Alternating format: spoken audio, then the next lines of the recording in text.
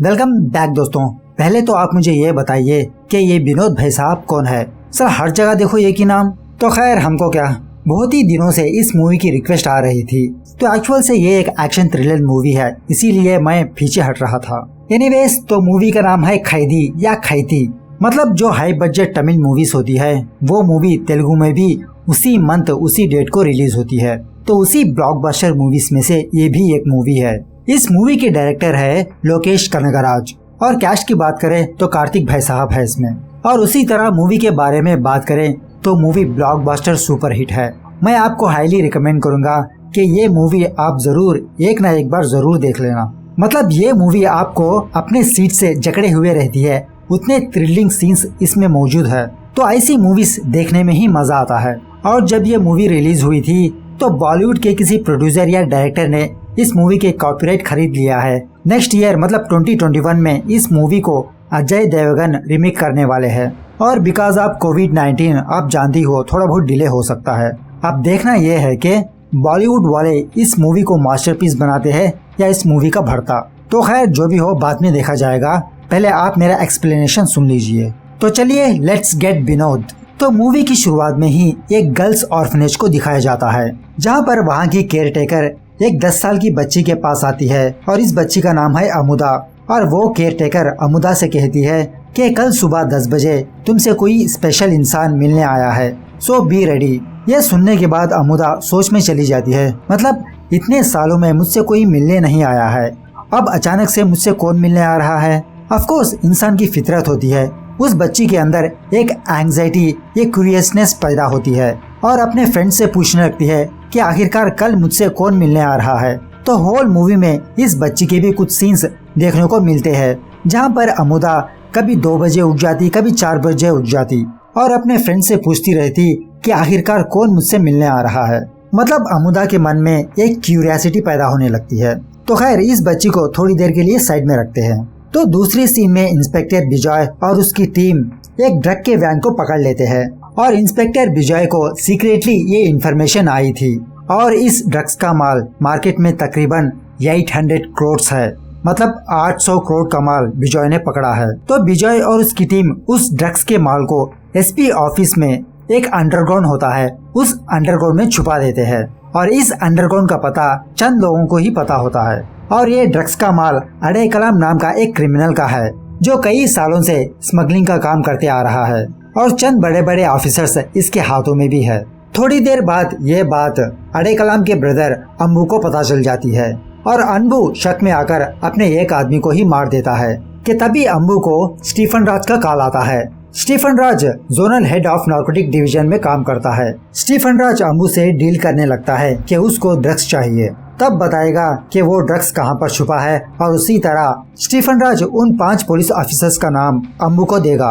तो अम्बू भी इस बात के लिए राजी हो जाता है, डील ओके कर देता है। तो आज रात एक हायर ऑफिशियल की रिटायरमेंट पार्टी है, तो सारे पुलिस वाले इसी पार्टी में शामिल हुए हैं कि तभी स्टीफन राज पालपंडी को कॉल करता है। ये भी एक पुलिस ऑफिसर है और स्टीफन राज पालपंडी को पैसों को लालच देता है और उसी तरह उसको एक प्लान बताने लगता है। पालपंडी स्टीफन राज के कहने पर उस पार्टी के शराब में कुछ पॉइजन मिक्स कर देता है। अगर वो पॉइजन ज्यादा मिक्स हो गया तो लोगों की जान जा सकती है, इसीलिए पालपंडी थोड़ी मात्रा में उस पॉइजन को मिक्स करता है। उसके बाद हमको एक और बात रिवील होती है कि अम्बू के गैंग में एक पुलिस ऑफिसर छुपा है और इसका नाम है एजाज अहमद, जो तकरीबन 2 साल से अम्बू के गैंग में रहते हुए विजय को इन्फॉर्मेशन देते आ रहा है। उसके बाद यहाँ पर एसपी ऑफिस में एक नया कांस्टेबल जॉब में ज्वाइन होने के लिए आता है और इस कांस्टेबल का नाम है नेपोलियन। और वहीं पर कुछ कॉलेज स्टूडेंट्स भी मौजूद होते हैं, जो न्यूसेंस केस में पुलिस ने इन लोगों को गिरफ्तार किया है और अपने फ्रेंड्स को छुड़ाने के लिए, रिलीज करवाने के लिए एक लड़की और एक लड़का आते हैं। तो पुलिस उन लोगों को भी वहीं पर बिठा देती है। तो यहाँ पर जब पार्टी चल रही होती है तो विजय अपने हायर ऑफिशियल से इस ड्रग्स के बारे में बताने लगता है और उसी तरह विजय ने उस ड्रग्स को कहां पर छुपाया है वो इन्फॉर्मेशन भी उस हायर ऑफिशियल को देने लगता है। तो खैर कुछ देर बाद वो सारे पुलिस वाले पार्टी वगैरह, ड्रिंक्स वगैरह करने लगते हैं। अब चूंकि विजय को हाथ में चोट आई है, इसीलिए ये मेडिकेशन में होता है, तो ये ड्रिंक नहीं करता।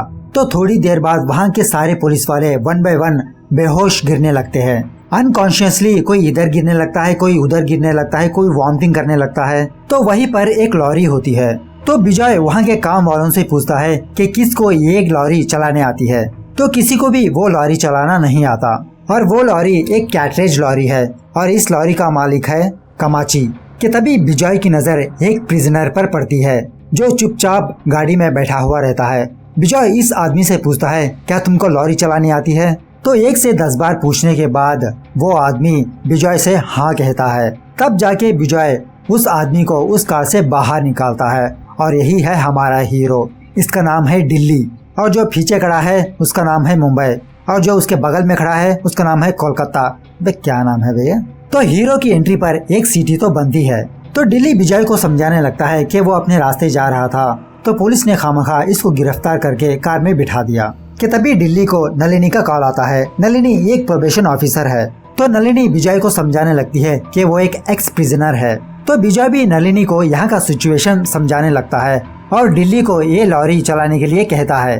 तो नलिनी दिल्ली को बहुत फोर्स करने के बाद दिल्ली मान जाता है उस लॉरी को चलाने के लिए, क्योंकि विजय उन सारे पुलिस ऑफिसर को इन टाइम हॉस्पिटल ले जाना होता है, वरना उन सारे लोगों की जान खतरे में हो सकती है। तो दिल्ली, विजय और कमाची ये तीनों उन सारे पुलिस ऑफिसर को उस लॉरी में डाल के हॉस्पिटल निकलने लगते हैं। कमाची को हर एक शॉर्टकट रास्ता मालूम है, इसीलिए विजय ने कमाची को भी अपने साथ ले लिया है। तो यहाँ से निकलने से पहले विजय एसपी ऑफिस को कॉल करके और कुछ पुलिस ऑफिसर को इकट्ठा करता है एसपी ऑफिस की देखरेख करने के लिए, क्योंकि वहाँ पर ही वो ड्रग्स छुपाया है।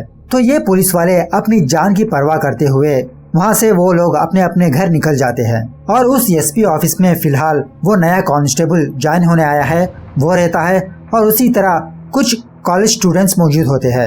इनके अलावा वहाँ पर एक भी पुलिस वाला मौजूद नहीं होता। और यहाँ पर लॉरी में जब भी पालपंडी को मौका मिलता वो स्टीफन राज को कॉल करके वो रूट बताने लगता है ताकि अम्बू और उसकी गैंग आकर उन सारे पुलिस वालों को मार दे। उसके बाद विजय एसपी ऑफिस को कॉल करता है, लेकिन वहाँ पर कोई ना होने की वजह से नेपोलियन उस कॉल को लिफ्ट करता है और अपना इंट्रोडक्शन देने लगता है।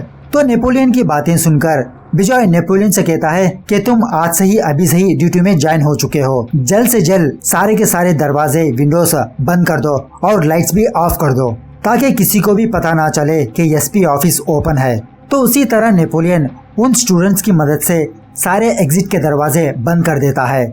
और यहाँ पर जब दिल्ली, विजय और कमाची जा रहे होते हैं तो इन पर हमला होने लगता है। रास्ते में कई सारे ट्रैप्स आते हैं, तो उसी तरह कुछ कार्स उस लॉरी को चेस भी करने लगते हैं। और दोस्तों यहाँ पर यह फाइट देखने के लायक है, मतलब ऑन रोड फाइट चलती है।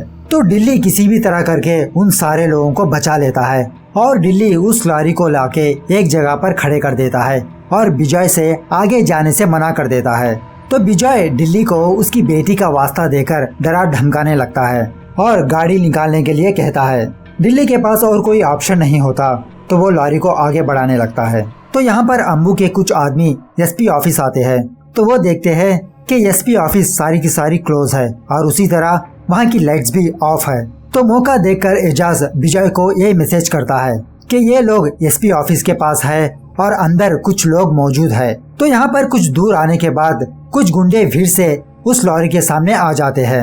यहाँ पर मैं आपको एक और बात बताना भूल गया।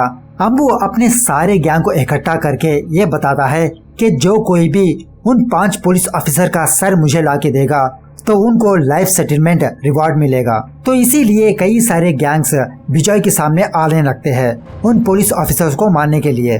तो इन गुंडों को देखकर दिल्ली इस लॉरी को आगे ले जाने से मना कर देता है और विजय से एक वादा लेने लगता है कि वो दिल्ली की बेटी को एक अच्छी लाइफ देगा, एक अच्छे स्कूल में पढ़ाएगा।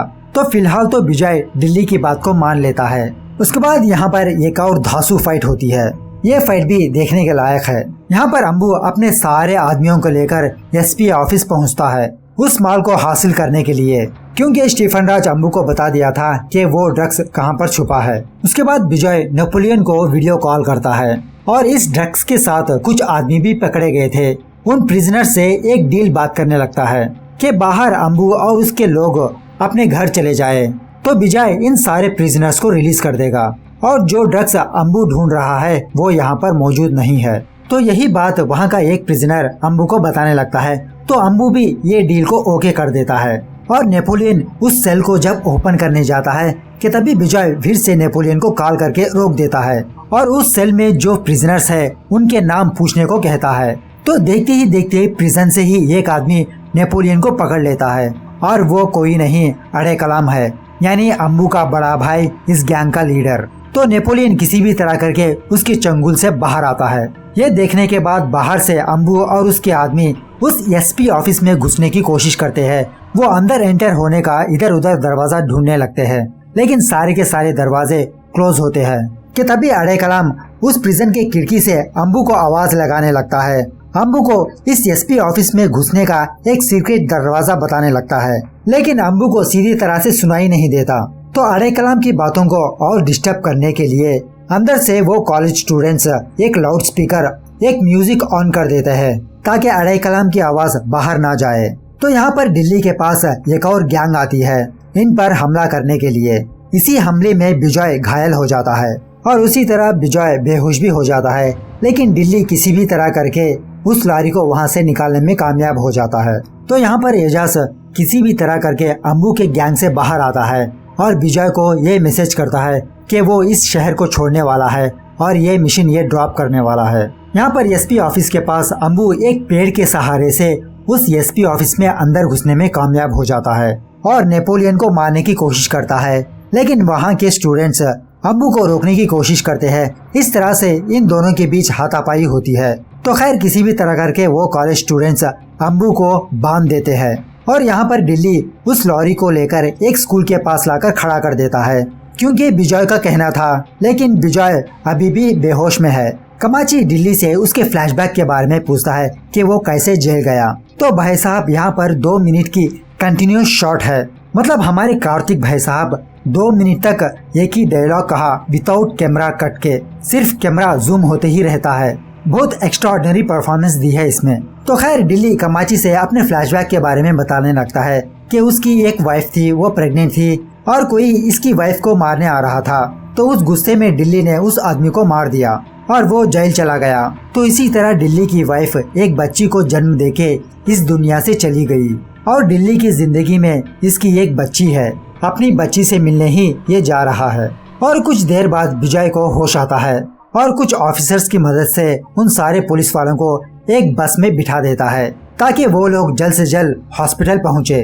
तो बस में बैठने के बाद पालपिंडी स्टीफन राज को उसका लोकेशन देने लगता है। तो स्टीफन राज पालपिंडी को कहता है कि वो विजय को मार दे, अगर विजय बच गया तो हम सारे लोग खतरे में हो सकते हैं। पालपिंडी स्टीफन राज की बातों को मानते हुए वो उस बस से नीचे उतरकर विजय के पास आता है, मतलब लॉरी के पास आता है और विजय से कहता है, सर अब मैं ठीक हूँ, क्या मैं आपके साथ आ सकता हूँ? तो विजय भी पालपिंडी को अपने लॉरी में बिठा लेता है। तो यहाँ पर एसपी ऑफिस में अम्बू का एक आदमी एक कॉलेज स्टूडेंट को पकड़ लेता है, इसका नाम है चिंटू, और अम्बू अपने आदमी को ऑर्डर देता है कि वो उस स्टूडेंट को मार दे।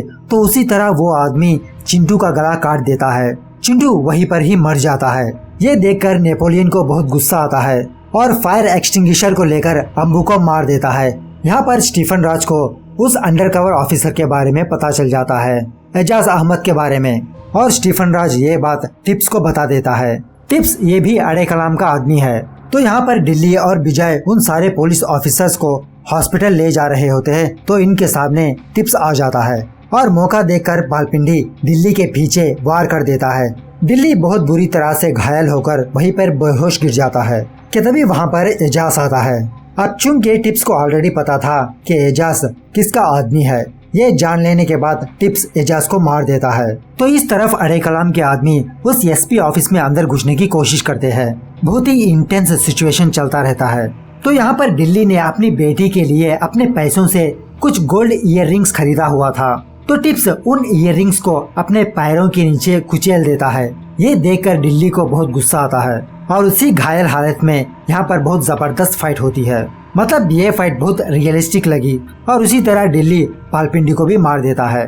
अब चूंकि सारे के सारे गुंडे क्लियर हो चुके हैं तो वो बस हॉस्पिटल के लिए निकल जाती है। यहाँ पर नेपोलियन उन सारे कॉलेज स्टूडेंट्स को एक सेल में बंद कर देता है उनको बचाने के लिए, और बहुत धैर्य से बाहर आकर खड़ेता है। तो यहाँ पर दिल्ली, कमाची और विजय किसी भी तरह करके एसपी ऑफिस के पास पहुँच जाते हैं और विजय दिल्ली को एक सीक्रेट दरवाजा बताता है एसपी ऑफिस के अंदर एंटर होने का। तो दिल्ली अंदर जाते जाते विजय को अपना वादा याद दिलाता है कि वो उसकी बेटी का ख्याल रखेगा, मैं रहूं या ना रहूं। तो दिल्ली अंदर आने के बाद नेपोलियन और उन कॉलेज स्टूडेंट्स को बाहर जाने के लिए कहता है और नेपोलियन बाहर जाते जाते उस ड्रग्स के पास आता है, उस गोडाउन में आता है। नेपोलियन बहुत गुस्से में आकर इस ड्रग्स को जलाने के लिए नेपोलियन इधर उधर माचिस ढूंढने लगता है। तो वहाँ पर इन दोनों को माचिस के बदले एक सरप्राइजिंग चीज देखने को मिलती है। वो क्या है आपको आगे पता चलेगा। तो अड़े कलाम के लोग उस एसपी ऑफिस का एक दो दरवाजा तोड़ के अंदर आ ही जाते हैं और यहाँ पर हमको ये बात पता चलती है कि वो चीज और कुछ नहीं, एक धांसू मशीन गन है, एक हाई पावर गैटलिंग गन। ये लोग इस मशीन गन को देखकर ये समझते हैं कि ये कोई मच्छर मारने वाली मशीन होगी। तो दिल्ली जब उस गन को ऑन करता है तो वो चलती नहीं। बाद में नेपोलियन उसके मैनुअल को पढ़ता है और लाल बटन दबाने के लिए कहता है, तब जाके ये गन फायर होने लगती है और यहाँ पर हमारे कार्तिक भाई साहब गोलियों की बारिश कर देते हैं। ये सीन देखने के लायक है, एग्जैक्टली हॉलीवुड को मैच करने वाली सीन है ये। मतलब वो बैकग्राउंड म्यूजिक, वो स्लो मोशन, भाई साहब जबरदस्त है। तो कार्तिक भाई साहब ना ऊपर देखते हैं, ना नीचे देखते हैं, ना दाएं देखते हैं, ना बाएं देखते हैं, फायरिंग करते ही जाते हैं और ये फायरिंग तकरीबन 3 मिनट तक चलती है और अड़े कलाम के सारे लोग मारे जाते हैं। तो 3 मिनट लगातार फायरिंग के बाद यहाँ पर एक सुनसान सा माहौल छा जाता है।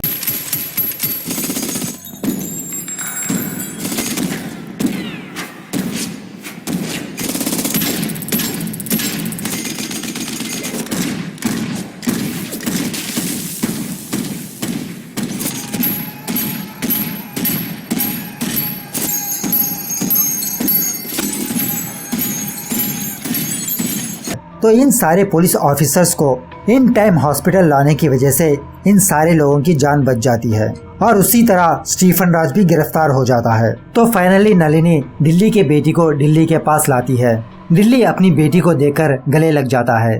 तो यहाँ पर प्रेजेंट में अड़े कलाम का आदमी अड़े कलाम से कहता है, ये दिल्ली कौन है भाई, हमें उससे क्या लेना देना है, बीच में आकर हमारे सारे लोगों को मार दिया उसने। ये सुनकर अड़े कलाम कहता है, लेना देना है, उसका नाम है दिल्ली। जिससे हमको ये बात पता चलती है कि इसका सीक्वल भी आने वाला है। तो एक्चुअल में एग्जैक्टली यही है। मतलब खैदी अपार सफलता के बाद डायरेक्टर भाई साहब ने इसका सीक्वल निकालने के लिए डिसाइड कर लिया।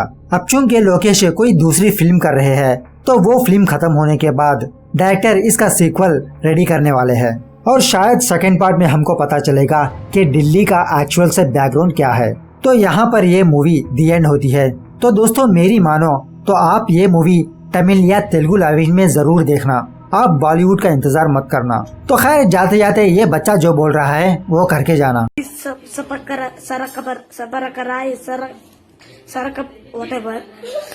मिलते हैं अगली वीडियो में, तब तक take care, bye bye, see you soon.